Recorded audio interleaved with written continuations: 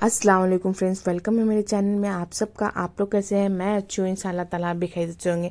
Friends, आज का जो ब्लॉग है मैं जोहर की नमाज के बाद नमाज से ये शूट कर रही हूँ। और मम्मी ना हम लोग का मेरा दोपहर का सारा काम हो गया। मैं और मम्मी एक साथ नमाज़ पढ़ी, मम्मी चेयर पे पढ़ी, शायद आपको नहीं दिख पा रहा होगा। तो फ्रेंड्स, आपसे रिक्वेस्ट है कि मेरी वीडियो की व्यूज़ है ना बहुत डाउन हो चुकी है, और जितने लोग पहुंचते हैं शायद पूरी वीडियो नहीं देखते हैं, इसलिए रीच थोड़ी डाउन हो गई है। थोड़ी नहीं, बहुत डाउन हो गई है। आपसे रिक्वेस्ट है कि वीडियो पे पहली बार आए हैं तो वीडियो को पूरी देखें, और नए हैं तो चैनल को सब्सक्राइब करें, वीडियो को लाइक करें। तो यहाँ पे मम्मी की नमाज़ अभी नहीं पूरी हुई थी। अभी खाने का वक्त हो गया है। फैज़ान के पापा आ गए हैं, वो शावर ले लिए। फैज़ान भी घर पे ही है, तो फैज़ान भी तो हम लोग साथ इकट्ठे खाएंगे। तो फैज़ान बता रहा था मम्मा मैं नीचे, हम लोग नीचे खाएंगे, आज डाइनिंग टेबल पे नहीं खाएंगे। तो आज मैं और फैज़ान के पापा चारों जने नीचे बैठ के खाना खाएंगे। पापा तो बैठ के, पहले हम लोग बैठ के ही नीचे खाना खाते थे, और अब थोड़ी सालों से हम लोग डाइनिंग टेबल पे खाने लगे हैं। लेकिन पापा को अब डाइनिंग टेबल की आदत लग गई है, क्योंकि उनके घुटने में दर्द रहता है और वो नीचे नहीं बैठ पाते हैं। घुटने की हालत तो भी इतनी ख़राब हो गई है जब से मतलब हमारा घर बनना शुरू हुआ है। जब से पापा की भाग दौड़ जो है, फैज़ान के पापा दुकान पे रहते हैं, पापा बाहर मतलब थोड़ा थोड़ा देर जो सीमेंट बालू गिराना रहता है उसमें चले जाते हैं, फिर पानी गिराना रहता है, फिर ऐसे ही कुछ छोटे मोटे काम जो रहते हैं, खड़े रहना पड़ता है ऑनर को। तो इसलिए पापा को बहुत ज़्यादा घुटने में पेन हो रहा है, और वो ज़्यादा उसमें सूजन ज़्यादा हो गई है। तो पेन किलर खा रहे फिर काम कर रहे, अब बर्दाश्त नहीं हो रहा, तो पापा डॉक्टर के पास जाएंगे। तो उनकी घुटने की हालत जो बहुत बहुत ख़राब हो गई, बहुत ज़्यादा सूजन हो गई। मैं तो देखी नहीं है, लेकिन मम्मी बता रही थी कि बहुत ज़्यादा सूजन हो गई है। तो इस तरह से हम लोग नीचे ही खाया करते थे, लेकिन फिर अब से थोड़ा डाइनिंग टेबल पे खाने लगे। उसके बाद हमारे जो है खाना ख़त्म हो गई आपकी बातों में। और यहाँ पे फैज़ान स्प्राइट लेके आया था। तो फ्रेंड्स, ये जो मग है मैंने जूस के लिए, स्मूदी के लिए ली थी, लेकिन मैं पीऊँगी आज इसने स्प्राइट। आप लोगों के साथ शेयर नहीं की थी। तो मुझे मग कप जो है ना बहुत पसंद है। मेरे घर में जब भी आप आएंगे तो आपको सबसे ज़्यादा मग और कप दिखेंगे। मुझे मग, कप और कारपेट, ये सब चीज़ बहुत पसंद रहती है। उसके बाद मैं खाना वाना खा के दोपहर का सो गई थी। सो के उठने के बाद मैं मगरिब की नमाज़ अदा करी। नमाज़ अदा करने के बाद कुछ चटपटा सा खाने को दिल करा था, क्योंकि ईद का नेक्स्ट डे था। तो फैज़ान से मैं मंगवा ली पानी पूरी, चाट, ये सारे चीज़ मंगवा ली। हालांकि एसिडिटी तो बनी हुई है, मतलब मुझे आदत नहीं है फ्रेंड्स इतने मटन्स वगैरह खाने की, चिकन वगैरह खाने की। मैं ही नहीं बल्कि मेरे फैमिली में सब लोग बहुत रेयर खाते, बहुत कम खाते हैं। लेकिन अभी बकरीद है तो इसलिए रेगुलर हो जा रहा है, इसलिए एसिडिटी सबको बनी हुई है। तो इसलिए स्प्राइट मतलब 100% स्प्राइट डेली आ रहा है, क्योंकि सबको एसिडिटी हो रही। खाना खाने के बाद थोड़ा स्प्राइट लेने से थोड़ा सा डकार वगैरह निकलता है, तो थोड़ा राहत मिल जाती है। और मुझे तो मेडिसिन लेना पड़ रहा है, लेकिन फिर भी मैं खा रही हूँ ये चाट वगैरह। और बाहर में नहीं जा रही हूँ, क्योंकि कौन नकाब पहने फिर बाहर जाए। तो बेहतर है कि फैज़ान से ही मैं मंगा लेती हूँ, और मैं, फैज़ान, मम्मी तीनों जने मिलके खा लेते हैं सुकून से।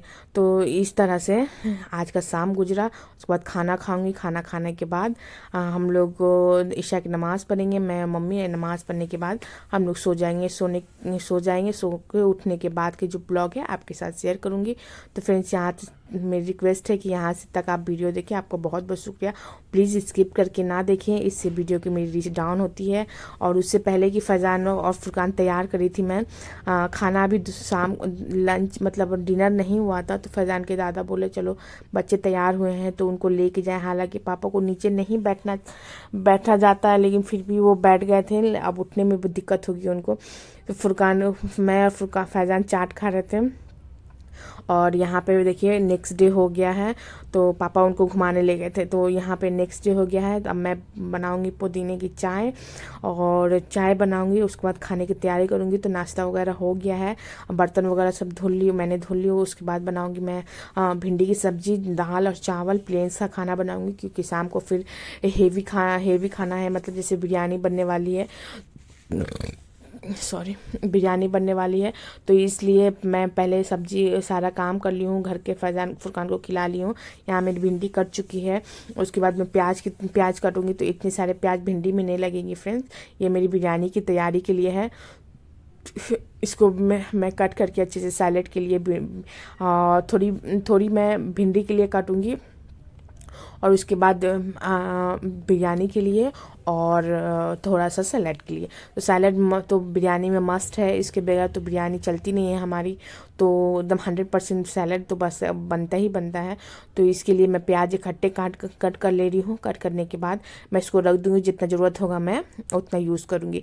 तो मैं पहले सब्जी की तैयारी कर लूँ। यहाँ पे देखिए मैंने खीरे को भी कट करके धो करके रख दी हूँ इकट्ठे, सारे काम को ख़त्म कर लूँ। उसके बाद मैं और मम्मी चाय मेरी जो चढ़ा के रखे थे मैं पुदीने वाली, एसिडिटी ज़्यादा हो गई है और थोड़ा सा राहत पाने के लिए मैं फिर से वही मग में चाय पी रही हूँ। मम्मी को छोटे कप में दी, मैं ज़्यादा पी रही हूँ तो मम्मी को मैं छोटे कप में थोड़े से दी। तो मैं और मम्मी दोनों चाय पियेंगे। चाय पी के मम्मी अपने काम में लगेगी, उनके जो छोटे मोटे काम होंगे वो कर देंगी, मेरी हेल्प कर देंगी, और उसके बाद मैं अपना काम तो करूँगी। तो यहाँ पे फुरकान को जो बाल बहुत बड़े हो गए थे, तो बकरीद में बाल को निकाल देना बेहतर माना जाता है। तो इसलिए फैजान के पापा और दादा, फैजान के दादा भी निकालेंगे, लेकिन अभी फैजान के पापा नहीं निकालेंगे। फैजान भी नहीं निकालेगा, वो बोला कि मम्मी मैं नहीं निकालूंगा, मैं स्कूल में बच्चे मजाक उड़ाते हैं, तो इसलिए सिर्फ फुरकान को निकालेंगे, फुरकान के पापा दादा निकालेंगे। तो जा रहे वो लोग बाल निकलवाने, उसके बाद मैं मिलाती हूँ मेरे घने वाले बालों वाले बेटे से। यहाँ देखिए अब आ गया है फुरकान, गंजा हो गया, चिकनी अंडी हो गया है। और अब बच्चे जो है ना, पापा बोले थे गंदा दिख रहा था, अब अच्छी है। पहले तो बाल गया यूं आया, गंदा दिख रहा था, टाइम भी नहीं लगा। तुम्हारे हाथ में क्या पता हो गया है, तो बस जित गया, रोया नहीं, झटझट बाल निकाल के चलाया। तो इसको मैं शावर लूँगी, शावर लेके इसको खाना खिलाऊंगी, और इसको मैं जो बिरयानी की प्रिपरेशन है वो करूँगी। तो फ्रेंड्स यहाँ पे शाम हो गई थी, शाम नहीं मतलब फिर भी 4 बज रहे थे, 4 साढ़े 4 बज रहे थे। तो गोश्त को मैं मैरिनेट कर रही थी, तो मैरिनेट करने के लिए मैं गोश्त को रेडी करके रखी हूँ। इसमें धनिया की पत्ती, पुदीने की पत्ती डालूंगी, और डेली बेस में जो मसाला है अदरक लहसुन का पेस्ट मैं आपके साथ दिखाती हूँ। अदरक लहसुन का पेस्ट डालूंगी, दही डालूंगी, अदरक लहसुन का पेस्ट, लाल मिर्च पाउडर, जीरा पाउडर, धनिया पाउडर, और नींबू डालूंगी। नींबू और ज़्यादा खट्टी हम लोग नहीं खाते हैं, जिस तरह से हैदराबाद में लोग ज़्यादा खट्टी करके खाते हैं। तो पापा बताते उतना खट्टी खाया नहीं जाता है पापा से, तो हम लोग थोड़ा सा कम ही डालेंगे। तो दही आधा kg डालूंगी, नींबू 2 डालूंगी। उसके बाद अदरक लहसुन का पेस्ट, लाल मिर्च पाउडर और गरम मसाला पाउडर, ये सारे को मैं ये अदरक लहसुन का पेस्ट गया। उसके बाद मैं डालूंगी, फिर जो डालूंगी आपके साथ शेयर कर रही हूँ। हालांकि मैं एक्सपर्ट नहीं हूँ हैदराबादी बिरयानी बनाने में, लेकिन बना लेती हूँ। मम्मी पापा को पसंद आता है, फैजान के पापा को भी पसंद आता है, तो मैं टेम्प्रोरी में बना लेती हूँ। लेकिन मेरी मामी सास जो है वो मुझसे बहुत बेहतर, मतलब बहुत बेहतरीन बनाती है। वो पूरे एकदम मंदी टाइप की बनाती हैं, और फिर जिस तरह से मतलब उनको दिल करता है वो उस तरह से बनाती है। लेकिन जैसा भी बनाती है बहुत लाजवाब बनाती है, और बहुत अच्छा बनाती है मेरी सास। उनका हाथ जो है ना बिरयानी हैदराबादी रेसिपी में बहुत एक्सपर्ट हो गया है। हालांकि हम लोग यहाँ के नहीं हैं, कोलकाता के हैं, लेकिन मामी यहाँ रहते रहते यहाँ की डिशेस बनाते बनाते वो एक्सपर्ट हो गई हैं। तो उनकी जो बिरयानी बहुत अच्छी बनती है।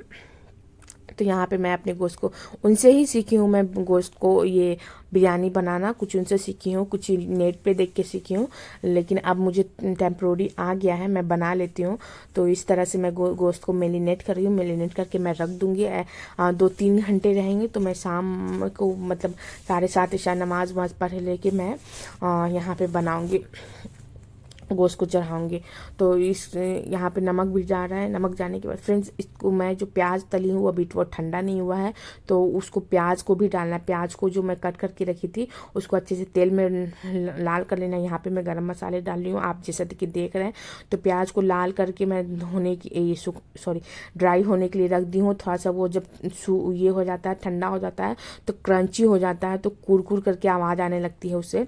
तो क्रंची हो जाने के बाद उसको क्रश करके अच्छे से मतलब तोड़ करके प्याज को पाउडर हल्का तो मसल देने से थोड़ा सा नरम हो जाता है, तो उस तरह करके मैं इसको बिरयानी में डाल दूँगी और अच्छे से मिला करके उसको 3-4 घंटे के लिए छोड़ देंगे। इससे क्या होता है कि गोश्त के अंदर अंदर सारा चला मसाला चले जाते हैं। और इसको मैं क्या करूँगी, ये मटन का है तो थोड़ा सा गलने में टाइम लगेगा, तो आप चाहे तो पपीता भी डाल सकते हैं इन मसालों के साथ, लेकिन मैं पपीता नहीं था, पपीता बाज़ार भी बंद है बकरीद के लिए, तो मैं इसको क्या करूँगी, पहले गला लूँगी, इसको भून करके गला लूँगी, हल्का सा भूनूंगी, पानी डाल करके इसको गला लूँगी ताकि ये गोश्त है ना गल जाए, क्योंकि मैं दम बिरयानी बना रही हूँ तो इसके लिए पपीता बहुत ज़रूरी था, लेकिन अभी घर पे नहीं है और आजू बाजू में जो दुकान है वो भी बंद है, मंडी भी नहीं लग रही है, तो इसलिए मैं गोश्त को गला लूँगी। गलाने के बाद ये हरी मिर्च भी डालना बहुत ज़रूरी है फ्रेंड्स। हरी मिर्च का आप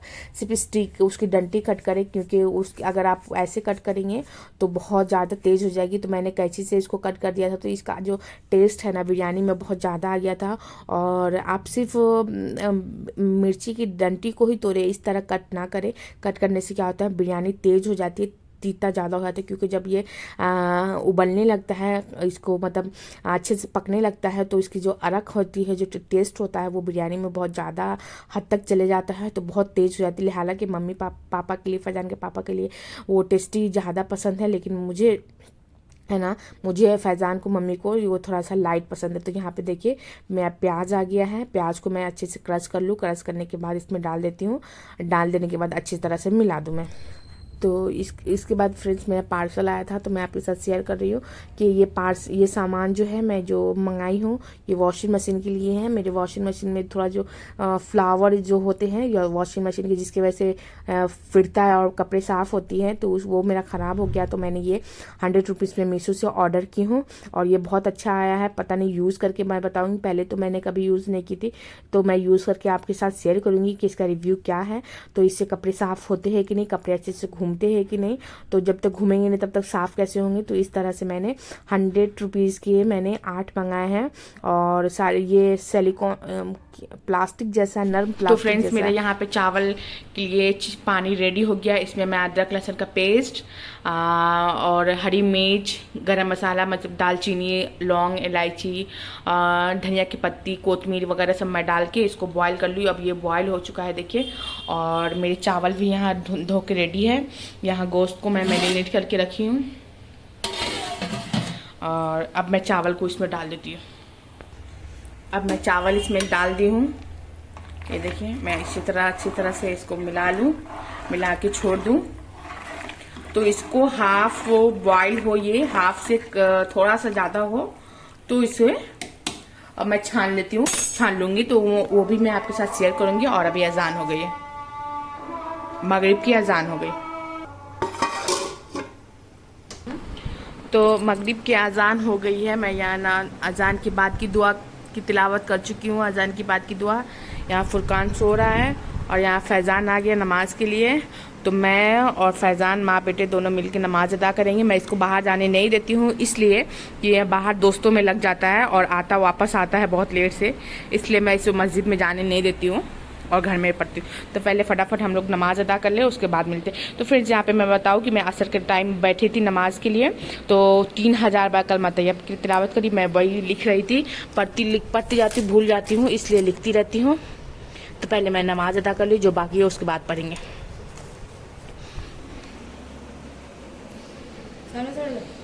तो दूध में मैं डालूंगी थोड़ा सा कलर, फूड कलर डालूंगी और उसको मिला लूँगी, मिला करके चावल में डालूंगी।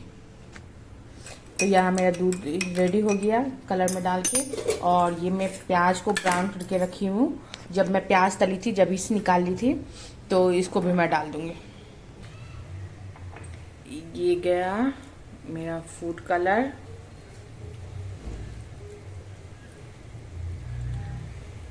ये मेरा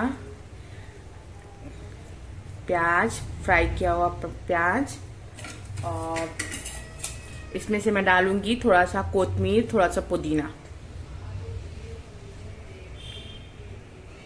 तो यहाँ पे मेरा कोतमीर और पुदीना डाल दी हूँ। स्टीम को मैं तेज करती हूँ ताकि भाप बन सके, और उसके बाद मैं ढक दे रही हूँ। थोड़ा सा भाप बन जाएगा, उसके बाद मैं गैस की फ्लेम को मैं कम कर दूंगी। तो बिरयानी बनाने के बाद ये सारे बर्तन जूठे हो गए हैं, लेकिन पानी नहीं आ रहा है। तो पानी नहीं आने की वजह से मैं बर्तन को छोड़ दे रही हूँ। पानी नहीं आ रहा इसलिए बर्तन को मैं छोड़ के आई हूँ। यहाँ पे फैजान को मैं पढ़ाऊँगी और यहाँ पे मैं अपने जो बाकी कलमा तैयब है वो उसकी तिलावत करूँगी। तो यही रहा फैजान, वहाँ फुरकान सो रहा है, अभी सो के नहीं उठा है। और यहाँ पे फैजान पढ़ेगा। फैजान ठीक से बैठो, इधर लेके आओ, कहाँ पे सबक है वहाँ पे पढ़ो। तो फ्रेंड्स मिलते हैं फुरकान फैजान को पढ़ाने के बाद। जब तक मेरी बिरयानी चढ़ी हुई है और बर्तन धुलना बाकी है, मैं तब तक मैं फैजान को पढ़ा लेती हूँ। तो फ्रेंड्स अभी बजे हैं 8:30, अभी ऐसा कि अजान नहीं हुई है। मुझे और फैजान को लगी थी भूख बिरयानी देखकर। तो ये हमारा सैलेड है और ये हमारी बिरयानी है। दस्तरखान भी नहीं बिछाई हूँ, मैं ऐसी कारपेट पे खा रही हूँ। तो कैसी बनी है खा के बताती हूँ। फैजान कैसा बना? अच्छा बना है। कैसा बना? अच्छा बना। अभी तक फुरकान सो के नहीं उठा है, अभी नहीं सो के उठेगा, लेट से उठेगा तो रात में लेट से सोएगा। तो हम लोग खाना स्टार्ट करते हैं।